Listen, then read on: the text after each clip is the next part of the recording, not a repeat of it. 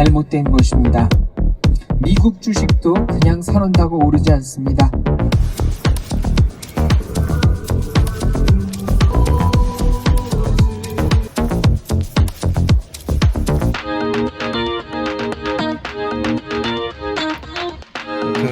들어왔습니다. 들어와서 내일 들어갑니다. 안녕하세요, 포스트입니다. 오늘은 내일 기아 고향점에서 촬영이 있어서 왔고요. 숙소에서 있어서 좀 있고 쉬우면서 이번 단편 영화 조연들 메일 보내신 거 다 확인하고 연기 영상 보고 합니다. 솔직히 조연을 뽑을 때 사실 되게 메일이 많이 오거든요. 근데 사실 메일 하나하나 소중한 메일이지만 물리적인 시간이 한계가 있기 때문에 사실 모든 프로필이나 이런 거 다 읽지를 못합니다. 각자가 다 다르겠지만 저는 사실 연기 영상을 먼저 보고요. 연기 영상에 특히 링크를 보내달라고 합니다. 보통 이제 파일이나 구글 드라이브나 이렇게 보내신 분들이 있는데 사실 그걸 하나씩 클릭해서 들어가는 게 좀 쉽진 않습니다. 물론 이제 보내시는 분의 소중한 메일을 뭐 어느 정도 당연히 봐야 되지만 뭐 한 통, 두 통이 아니라 뭐 몇백 통씩 오기 때문에 그 몇백 통을 다 일일이 보기는 쉽지 않아요. 그래서 그 연기 영상을 보고 대신 연기 영상은 정말 자세히 봅니다. 그래서 뭐 연기에 어떤 제가 뭐 답을 있다고 할 수는 없고 또 제가 연기라는 사람이 아니어서 어떤 연기가 뭐 좋다 안 좋다라고 판단할 수는 없지만 제가 생각하는 기준에서 연기를 봤을 때 느낌이 오는 연기들이 있어요. 그리고 좀 제가 생각하는 기준에 또 연기가 있는데 그런 것들이 느낌 왔을 때 한쪽으로 모아서 제가 또 그분 안에서 조연에게 더 조연들을 캐스팅하려고 노력을 합니다. 근데 진짜 중요한 것은 저는 조연을 뽑을 때도 그분 한 분 한 분을 되게 소중히 여깁니다. 요번에 AI라는 영화는 단편 영화를 했는데 그분도 이제 그 배우분도 사실은 그 전에 조연이셨던 배우분이었습니다. 저는 조연도 제 소중한 배우라고 생각하기 때문에 그 한 분 한 분을 다 기억하고 그분이 어떻게 발전하는지 또 함께 다른 작품에 할 것은 없는지 고민하고 또 생각하는 경향이 좀 있거든요. 그래서 조연 한 분 한 분 뽑을 때도 되게 소중히 뽑으려고 노력을 합니다. 그래서 그 조연 한 분 한 분을 잘 뽑으려고 합니다.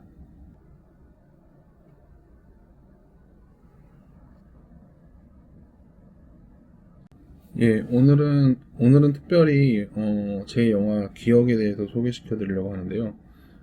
기억은 제가 만든 영화인데 지금 티빙, 웨이브, 그다음에 왓챠에도 올라가 있습니다. 그리고 BTV도 올라가 있고 다양한 OTT 콘텐츠에 올라가 있는데요. 시간이 되시면 한번 봐주시면 감사하겠습니다. 우리 서로 주변에 아는 사람이 있었나? 우리 소개로 만났지.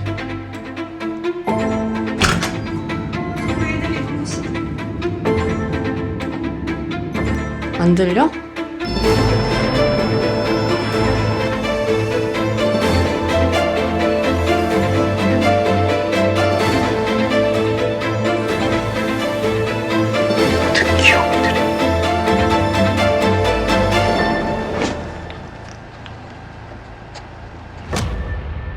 제 기억을 지워주세요.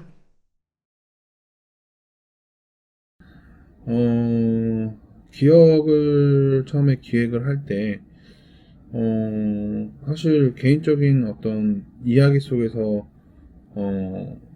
기획을 하긴 했습니다. 생존자란 무엇인가에 대한 부분인데요. 사실 세월호 사건에 의해서 정말 안타까운 사건이죠.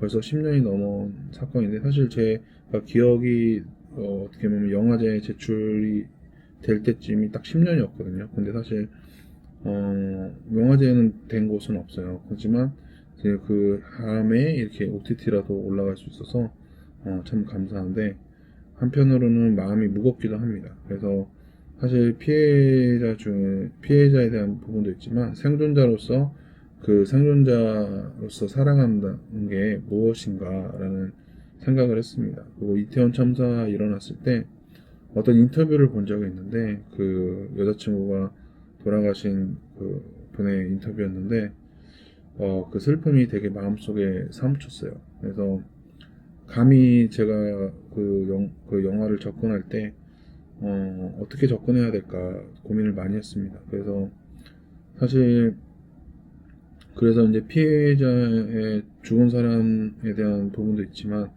살아가는 사람들의 어떤 새로운 삶의 여정이라든지 다시 또 살아가야 되는 삶이라는 것이 무엇인지를 다시 생각을 해봤고, 그 부분에 있어서 이제 가장 지우고 싶은 것이 무엇일까라고 했을 때 사실 그 안타까운 삶의 현장이었던 그 기억이 아닐까라는 생각을 하게 됐습니다. 그 고통 속에서 살고 있을 때 그 기억을 지우고 싶은 사람들의 마음이 만약에 픽션으로 진짜 지워진다면 과연 이 사람은 행복했을까? 아니면 그 마음이 어떻게 될까? 제가 감히 상상할 수 없지만 조금이나마 제가 영화 속에서 이야기하고 싶었던 것은 한 단계 더 나아갔으면 하는 바람이 있었습니다. 세월호 사건으로 기억을 잃었던 수지는 자신의 모든 기억과 자신의 모든 환경을 바꿨다는 설정으로 영화가 시작되는데요.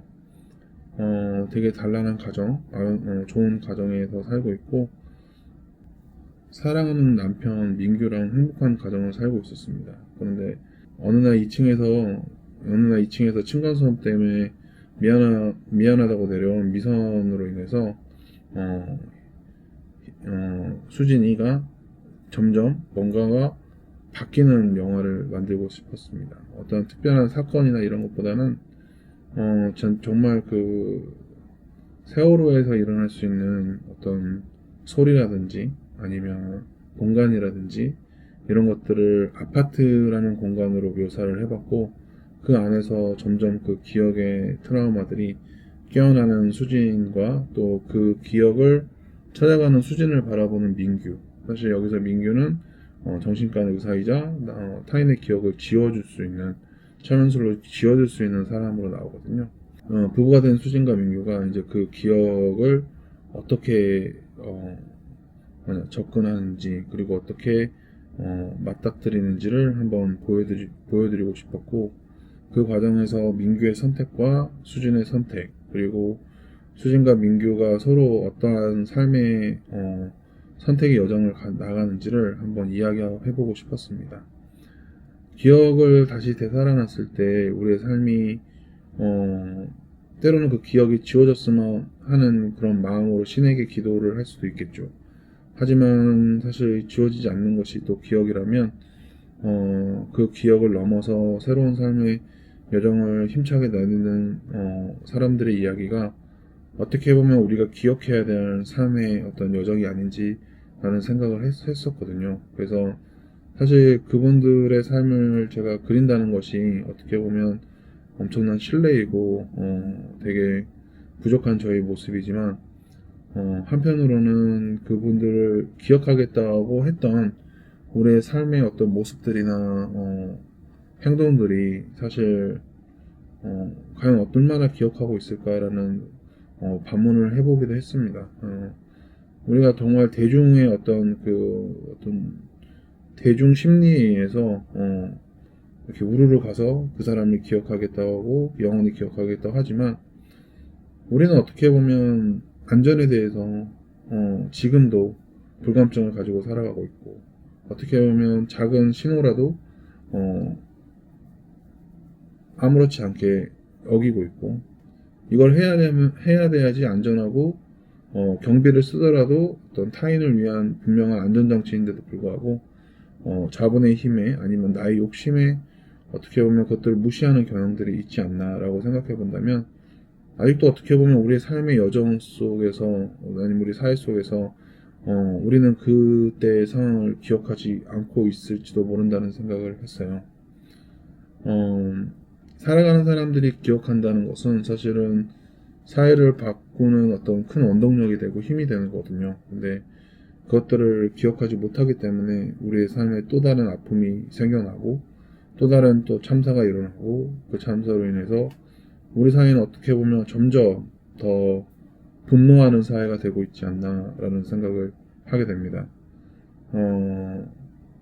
기억을 감쌀 수 있는 것은 사실은 제가 생각하기에는 분노라기보다는 사랑이라고 생각합니다. 그래서 사랑이라는 그 어떻게 보면 쉬운 단어일 수도 있지만 엄청나게 무거운 그 단어가 인간의 어떤 힘과 어떤 새로운 도약으로 인간만이 이루어낼 수 있는 창조적인 어떤 인간만의 고유한 본질이 아닌지라는 생각을 하게 되거든요.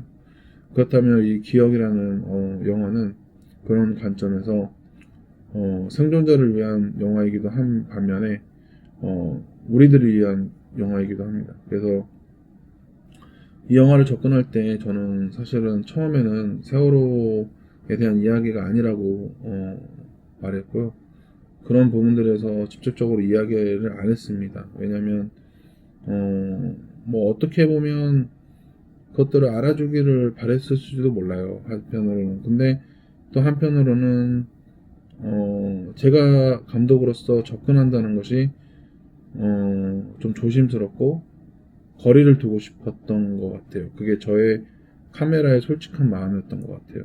제가 마치 다큐멘터리 저널리스트가 죽어가는 아이를 지켜보는 독수리의 그 모습을 보면서 나는 여기서 테이킹을 해야 되나 아니면 말아야 되나라는 어떤 플리처상의 어떤 도덕적 딜레마에 앞서서 인간이 고민하는 것처럼 저도 영상을 찍거나 영화를 만들 때 그 도덕적 딜레마 앞에서 잠깐은 그때는 카메라가 뒤로 물러나고 싶은 그런 어떤 저의 마음이 있거든요. 그래서 그런 연기를 하시는 배우님들의 고통과 그 아픔을 조금은 멀리 떨어져서 의도적으로 와이드 앵글이나 바스트도 좀 약간 공간을 넓혀서 찍었고 마지막 장면에 세월호가 나오거든요. 실제 세월호가 목포 신항에 있는 세월호가 나오는데 그 세월호도 약간 일반 사람들은 거의 알아보지 못하더라고요. 그만큼 우리는 어떻게 보면 잘 기억하고 있지 않을 수도 있어요, 사실. 그래서 그 세월호를 바라보는 그 수진, 그리고 또 그 마음과 표정이 참 깊이 있게 보여지거든요. 그래서 그 모습들이나 이런 것들을 좀 이렇게 직접적으로 표현하고 싶진 않았어요. 그래서 그 아픔을 위로해주고 싶었고 그 마음을 좀 이렇게 위로해주고 싶었어요. 그래서 영화를 통해서 많은 사람들이 그런 아픔과 사랑을 좀 더 우리가 이해하고 우리 삶에 어떤 체화시켜서 또 다른 그런 일들이 일어나지 않게 우리의 도덕적 양심들이나 아니면 우리 삶의 행동들이 그런 행동을 결정하려고 노력하는 게 좋지 않나라는 생각을 했거든요. 그래서 분노함으로써 우리가 과연 그 노력을 할까?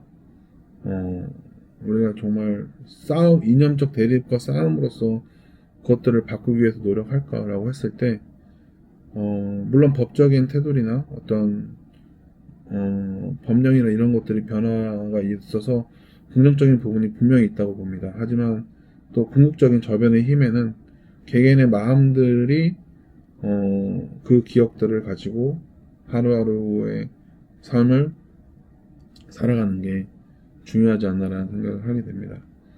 예, 그래서 이 기억에 대한 영화를 만들었는데요. 기억에 대한 영화를 오늘 처음으로 같이 얘기해 보는데, 다음번에 또 기억에 대한 이야기를 하면서, 이 영화를, 많은 분들이 보시고, 함께 나눠서, 우리가 기억에 대한, 새로운 인식과, 변화로, 더 나은 사회가 됐으면 하는 바람에, 이야기를 한번 해봅니다. 다음번에도 또 한번 기억에 대한 이야기를 나누고 싶습니다. 그래서, 기억의 어떤 촬영이라든지 메타포라든지 이런 부분들을 여러분하고 한 번 더 나눠서 보실 분들이 좀 더 많으면 한 명이라도 있으면 티빙, 웨이브, 왓챠, BTV 다양한 채널에 OTT에 올라가 있으니 꼭 검색하셔서 그냥 기억이라고 검색하면 잘 안 나오는 경우도 있으니까 제 이름 전영현 기업 이렇게 검색하셔서 시청해 주셔서 댓글이라든지 뭐 안 좋은 악평도 괜찮습니다.